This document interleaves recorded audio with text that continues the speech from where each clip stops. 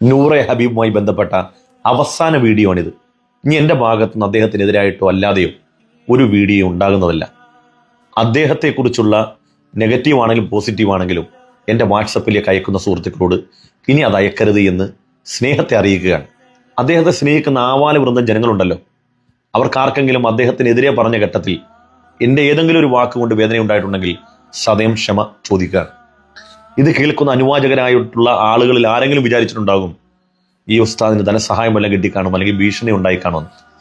എങ്ങനെ വിചാരിക്കാനും നിങ്ങൾക്ക് സ്വാതന്ത്ര്യമുണ്ട്. പക്ഷെ ഒരു കാര്യം മനസ്സിലാക്കുക, ഞാൻ ഇക്കാലം അത്രയും അദ്ദേഹത്തെ നിരീക്ഷിച്ച് പരീക്ഷിച്ചിടത്തോളം എനിക്ക് മനസ്സിലായ ഒരു കാര്യം നിങ്ങളോട് പങ്കുവെക്കുകയാണ്. ഈ അവിചാരിതമായ അപകടത്തിലേക്ക് പോകുന്ന മനുഷ്യരെ എന്തെങ്കിലുമൊക്കെ പറഞ്ഞു ചെയ്ത് നമുക്ക് അതിൽ നിന്ന് പിന്തിരിപ്പിക്കാൻ കഴിയും, രക്ഷപ്പെടുത്താൻ കഴിയും. പക്ഷേ ഒരാൾ സ്വമനസ്സാലെ ആത്മഹത്യ ചെയ്യാൻ വേണ്ടി ദൃഢമായി തീരുമാനമെടുത്താൽ അവരെ രക്ഷിക്കുക എന്നുള്ളത് ശ്രമകരമായ കാര്യമാണ്. അതുപോലെ ആദർശപരമായ ആത്മഹത്യക്ക് സർവസന്നദ്ധമായി നിൽക്കുന്ന ഒരു കൂട്ടം ജനങ്ങളെ അതിൽ നിന്ന് പിന്തിരിപ്പിക്കുക എന്നുള്ളതും ശ്രമകരമായ കാര്യമാണ്. എന്നിരുന്നാലും എന്നെ കേട്ടുകൊണ്ടിരിക്കുന്ന വിശ്വാസികളിൽ ആർക്കെങ്കിലും ഒന്ന് ബോധ്യപ്പെടട്ടെ എന്ന് വിചാരിച്ച് അവസാനമായി ഒന്നേ പറയാനുള്ളൂ. നിങ്ങൾക്ക് അള്ളാഹ് ഉണ്ടെന്ന് വിശ്വാസമുണ്ടോ? ഖബറും മഹ്ശറയിലും ഒക്കെ നിങ്ങൾക്ക് വിശ്വാസമുണ്ടോ? അള്ളാഹിന്റെ മുമ്പിൽ പോയി നിൽക്കേണ്ടി വരുമെന്നുള്ള വിശ്വാസം നിങ്ങൾക്കുണ്ടോ? ഹിസാബ് നേരിടേണ്ടി വരുമെന്നുള്ള വിശ്വാസം നിങ്ങൾക്കുണ്ടോ? എങ്കിൽ നിങ്ങളോട് ഈ എളിയവനായ വിദ്യാർത്ഥിയായ എനിക്ക് ഒന്നേ പറയാനുള്ളൂ, നിങ്ങൾ സൂക്ഷിക്കണം. ഒരവസരമേ ഈ ദുനിയാവിലുള്ളൂ, ഒരവസരം മാത്രമേ ഈ ദുനിയാവിലുള്ളൂ. ഇവിടുന്ന് പോയാൽ ഇനി ഒരു തിരിച്ചു വരവ് നമുക്കില്ല. ഈ പരീക്ഷ ഹാളിൽ നിന്ന് 100 മാർക്ക് മേടിച്ച് രക്ഷപ്പെടുന്നവനെ അള്ളാഹിന്റെ മുമ്പിൽ രക്ഷപ്പെടാൻ കഴിയുള്ളൂ. അതിനെന്ത് വേണം? അള്ളാഹു തആല നമ്മുടെ ഹൃദയത്തിൽ കത്തിച്ചു വെച്ച ഈമാന്റെ തിരുനാളം കെടാതെ മരണമാകുന്ന ബോർഡറിലേക്ക് നമ്മൾ എത്തണം. നിങ്ങൾ ഈ നാരങ്ങ സ്പൂണ് മത്സരം കണ്ടിട്ടില്ലേ? ആദ്യം മൂടി എത്തുക എന്നുള്ളതല്ല, എത്തുമ്പം അവന്റെ സ്പൂണിൽ നാരങ്ങ ഉണ്ടാകുക എന്നുള്ളതാണ് വിജയിക്കുള്ള മാനദണ്ഡം. എന്ന് പറഞ്ഞതുപോലെ മരിക്കുക എന്നുള്ളതല്ല, മരിക്കുമ്പോൾ ഈമാൻ ഉണ്ടാകുക എന്നുള്ളതാണ് പ്രധാനപ്പെട്ട കാര്യം. അതുകൊണ്ട് അവസാനമായി ഒരു കാര്യം കൂടി നിങ്ങളെ ഓർമ്മപ്പെടുത്തുകയാണ്. ഇത് കണ്ടുകൊണ്ട് നിങ്ങൾ തീരുമാനിക്കണം ഇനി മുന്നോട്ട് പോകണോ വേണ്ടേ എന്നുള്ളത്. കണ്ടോളി. കൊടിമരം കാണാനും പൈസ ഇടാനും ഞങ്ങളെ വിശ്വാസമാണ്. ഞങ്ങളിടും. ഞാൻ പറഞ്ഞിടാൻ പറ്റൂല. ഞങ്ങളെ വിശ്വാസം ഞങ്ങളിടും. ഞങ്ങൾ ആരാധിക്കണമെന്നില്ല, ഞങ്ങൾ ഈ പൈസ ഇടും. കണ്ടല്ലോ നിങ്ങൾ ആദ്യം പറഞ്ഞത് കൊടിമരത്തെ ഞങ്ങൾ ആരാധിക്കുന്നില്ലല്ലോ എന്നാ പറഞ്ഞു. ഇവിടെ ചികിത്സക്ക് വരലുണ്ട്.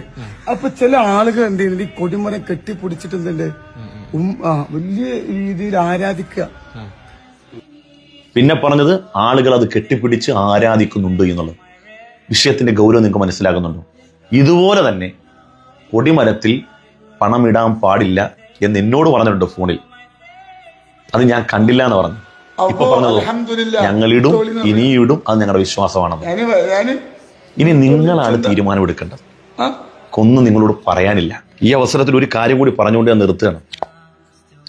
ഞാൻ ഇന്നൊരാളുടെ പുസ്തകം വായിച്ചു, എല്ലാം നല്ലതിനാണ് എന്നുള്ള പുസ്തകം.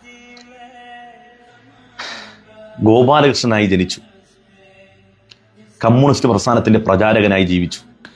അതോടൊപ്പം യുക്തിവാദി പ്രസ്ഥാനത്തെ വളർത്താൻ വേണ്ടി ധാരാളമായി ശ്രമിച്ചൊരു മനുഷ്യൻ ഒരു സുപ്രഭാതത്തിൽ അദ്ദേഹത്തിന് ഇസ്ലാമിനെ കുറിച്ച് പഠിക്കാൻ, അതിൻ്റെ ആശയങ്ങൾ പഠിക്കാൻ തോന്നുകയാണ്. ആ തോന്നിയ സാധുവായ മനുഷ്യൻ പിന്നീട് എത്തിച്ചേർന്നത് ഇസ്ലാം എന്ന വിളക്കുമാടത്തിന്റെ മുമ്പിലാണ്.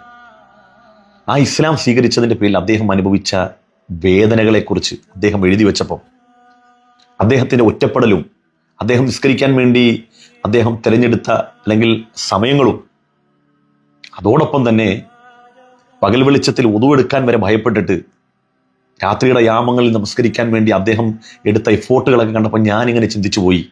32 വർഷമായിട്ട് ഈ മതത്തിൽ ജീവിക്കുകയാണ്.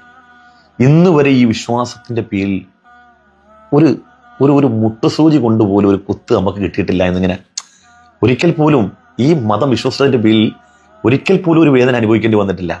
എന്നാൽ ഈ മതത്തിലേക്ക് എത്തിച്ചേരാൻ വേണ്ടി ചില മനുഷ്യർ അനുഭവിക്കേണ്ടി വന്ന പ്രയാസങ്ങളും ബുദ്ധിമുട്ടുകളൊക്കെ കാണുമ്പോൾ അല്ലാഹു തആല അവന്റെ അളവറ്റ ഔദാര്യം കൊണ്ട് ഈ മതം നമ്മുടെ കയ്യിലേക്ക് തന്നിട്ട് ഇതിനെ ഇങ്ങനെയൊക്കെ വികലമാക്കിയിട്ട് നമുക്കൊരു വേദന തോന്നില്ലെന്ന് ആലോചിക്കുകയാണ്, ഒരു പ്രയാസവും നമുക്ക് തോന്നില്ലെന്ന് ആലോചിക്കുകയാണ്. അതുകൊണ്ട് എനിക്ക് അവസാനമായി പറയാനുള്ളത്, അള്ളാഹിന്റെ മുമ്പിൽ പോയി നിൽക്കേണ്ടി വരുമെന്നുള്ള ബോധവും ബോധ്യവും വേണം. ഈ കളിയും ഈ തമാശയും ഈ വഞ്ചനയും ഈ പറ്റിക്കലൊക്കെ ഇതെല്ലാം തീർന്ന് അവസാനം പെട്ടി കീറുന്ന ഒരു ദിവസമുണ്ട്. അന്ന് പിന്നൊരു മടക്കമില്ല. അവിടെ അയാൾ പറഞ്ഞിട്ടാണ്, ഇയാൾ പറഞ്ഞിട്ടാണെന്നും നിങ്ങൾ വിചാരിക്കണ്ട. അള്ളാഹിന്റെ കോടതി നമ്മൾ രക്ഷപ്പെടില്ല. അതുകൊണ്ട് മരിക്കുന്നതിന് മുമ്പ് ചിന്തിക്കേണ്ട ഒരു കാര്യം, എങ്ങനെങ്കിലും മരിച്ചാൽ പോരാ, ഈമാനോടുകൂടി മരിക്കണം. ഈമാനോടുകൂടി മരിക്കാൻ എന്ത് വേണം? തഖ്വയോടുകൂടി ഈമാനോടുകൂടി ജീവിക്കുക എന്നുള്ളതാണ്. ആരെങ്കിലും വാക്ക് കേട്ട് വഞ്ചിക്കപ്പെട്ട് തനിച്ച കുഫ്രിയത്ത് കൽബിൽ കയറ്റി തോന്നിവാസിയായിട്ട് ജീവിക്കരുത്. അള്ളാഹു നമുക്ക് ഈമാൻ തരട്ടെ. അള്ളാഹു നമ്മുടെ ആഖിബത്ത് നന്നാക്കി തരട്ടെ. ഞാൻ പറഞ്ഞതിൽ ആർക്കെങ്കിലും വേദനയും വിഷമം ഉണ്ടായിട്ടുണ്ടെങ്കിൽ നിങ്ങൾ ക്ഷമിക്കുക. ആരെയും ആക്ഷേപിക്കാൻ വേണ്ടിയൊന്നുമല്ല. കേൾക്കുമ്പോൾ ചില കളവുകളൊക്കെ കേൾക്കുമ്പോൾ സങ്കടം വന്നിട്ട് പറയാണ്. അസ്സലാമു അലൈക്കും വറഹ്മത്തുള്ളാഹി.